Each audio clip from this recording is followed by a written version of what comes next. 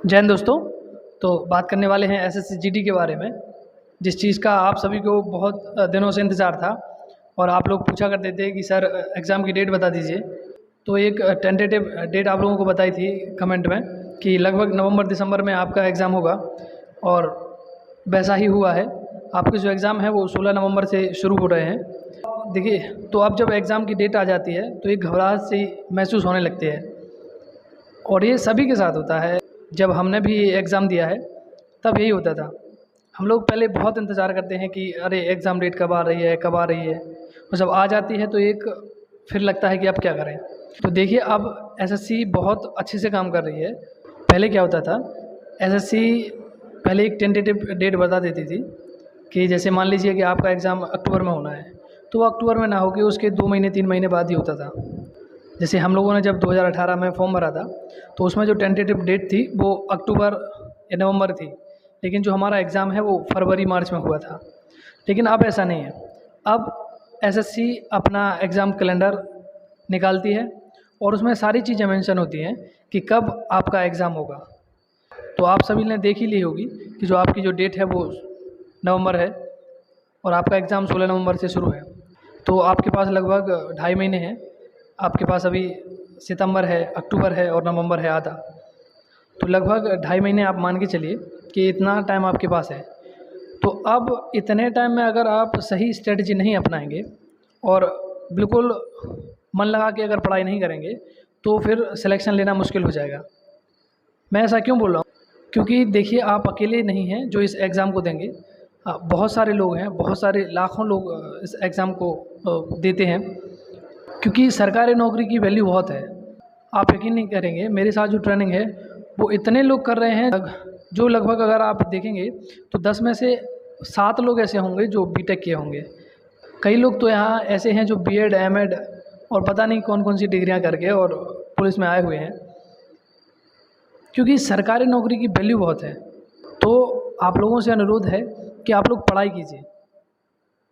और मैं ये ईयरफोन का इसलिए यूज़ कर रहा हूँ क्योंकि इस कमरे में आवाज़ गूंज रही है, तो मैंने सोचा ये ईयरफोन से ही अभी काम चला लेते हैं, क्योंकि अभी माइक वाइक की व्यवस्था यहाँ पे नहीं है।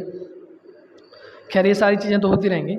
तो आपके पास 2.5 महीने हैं और आप लोग अच्छे से मन लगा के पढ़ाई करिए और सही स्ट्रेटजी के साथ पढ़ाई करिए। बाकी आप लोग किसी भी चीज़ को लेके परेशान मत होइए।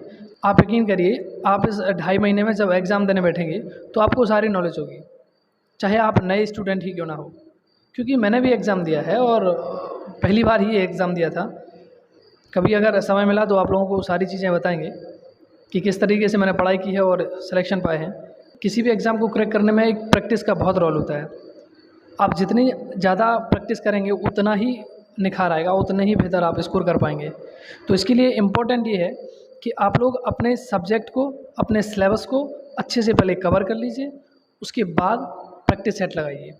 देखिए, प्रैक्टिस सेट इसलिए लगाए जाते हैं ताकि आपको आपकी कैपेसिटी पता चले। क्योंकि हम लोग जब पढ़ते हैं तो हमें ऐसा लगता है कि हमें तो सब याद है, सब आता है, लेकिन जब हम लोग प्रैक्टिस सेट लगाते हैं और जब नंबर देखते हैं तो तब हमें अपनी असली कैपेसिटी पता चलता है। तो आप लोग पहले अच्छे से अपना सिलेबस कवर कर लीजिए। अगर आपका सिलेबस ही कवर नहीं होगा तो आप प्रैक्टिस सेट लगाएंगे तो डेफिनेटली आपके नंबर कम आएंगे। तो पहले आप अपना अच्छे से पूरा सिलेबस कवर कर लीजिए, उसके बाद फिर आप प्रैक्टिस सेट लगाइए, तो डेफिनेटली आपका जो स्कोर है वो इंक्रीज़ होगा। देखो, एक सही स्ट्रेटजी अगर अपन लोग बना के चलें तो अभी आपके पास जैसे 2.5 महीने हैं, ठीक है। तो 2.5 महीने में अगर आप ऐसे समझ लो कि आपको जो सितंबर लास्ट तक है अपना सिलेबस पूरा कवर करना है और उसके बाद अक्टूबर से आप प्रैक्टिस सेट लगाना चालू करिए। देखिए, प्रैक्टिस सेट जब आप लगाते हैं तो जैसे आपको कोई क्वेश्चन नहीं आया है तो कोई बात नहीं, आप उस क्वेश्चन को पढ़ लीजिए, याद कर लीजिए, या उस तरीके के जितने भी क्वेश्चन हैं उनको लगा लीजिए। अब जब दोबारा आप प्रैक्टिस सेट लगाएंगे तो उस टाइप के जितने भी क्वेश्चन बनेंगे वो आपको कर लोगे, इसलिए प्रैक्टिस सेट लगाया जाता है। और धीरे धीरे जब आप देखोगे, आप बहुत सारे प्रैक्टिस सेट लगाओगे तो बहुत सारे क्वेश्चन की आपकी प्रैक्टिस हो जाएगी और आप यकीन मानिए उन्हीं में से क्वेश्चन एग्ज़ाम में आते हैं। कोई अलग से क्वेश्चन नहीं आते हैं, जो आप प्रैक्टिस सेट लगाते हैं उसी के आधार पर लगभग वैसे ही क्वेश्चन आते हैं। तो परेशान होने की बिल्कुल ज़रूरत नहीं है, ना आप लोग घबराइए, बस आराम से अपनी पढ़ाई कीजिए और सिलेबस को कंप्लीट कीजिए। मैं इस पर बहुत जोर देता हूँ, क्योंकि अगर आपका सिलेबस ही कवर नहीं होगा तो फिर आप कैसे अपने एग्ज़ाम को क्रैक कर पाएंगे। तो इस चीज़ का आप लोग बहुत ध्यान रखें। बाकी किसी भी चीज़ को लेकर आप लोग परेशान ना रहें, चाहे मेडिकल है, फिजिकल है, किसी भी चीज़ को लेकर परेशान ना रहें। पहले आप आराम से पढ़ाई करिए और एग्ज़ाम को क्रैक करिए। उसके बाद फिर अपन लोग फिजिकल पर बात करेंगे।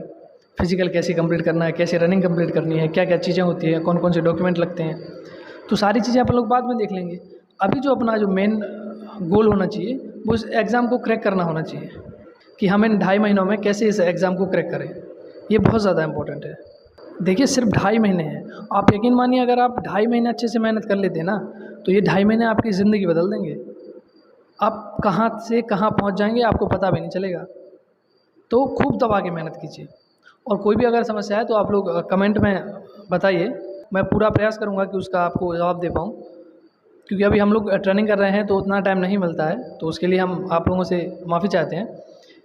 बाकी आप लोग परेशान ना होइए, अब चूँकि एग्ज़ाम डेट आ गई है तो हर 2 दिन 3 दिन में आपको एक वीडियो मिलती रहेगी। ये प्रॉमिस है आपसे।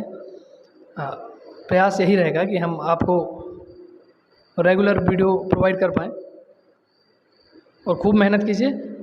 तो बहुत जल्द अब आप लोगों से मुलाकात होती रहेगी। मिलते हैं नेक्स्ट वीडियो के साथ। जय हिंद।